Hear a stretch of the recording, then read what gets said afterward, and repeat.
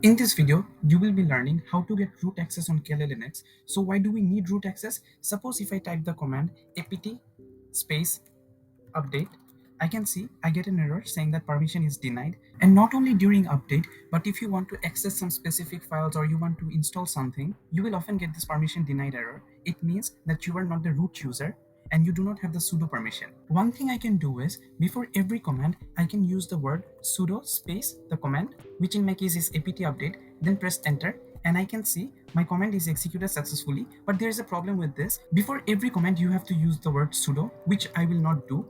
I will just directly log in as the root user, and from there I can use all the commands without having to use the word sudo every time. So in order to log into the root user, type the command sudo space su, press enter, type in your password for the user, and now I can see that I'm logged in as the root user.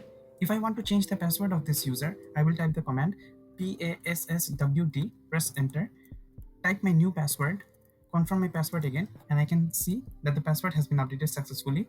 And now I can use the command apt update without having to type sudo every time, and you can see my command is being executed successfully.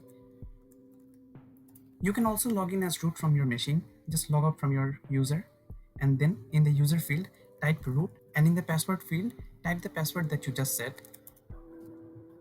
and I can now confirm that I'm logged in as the root user. So that is how you get root access on Kali Linux. Thank you so much for watching the video.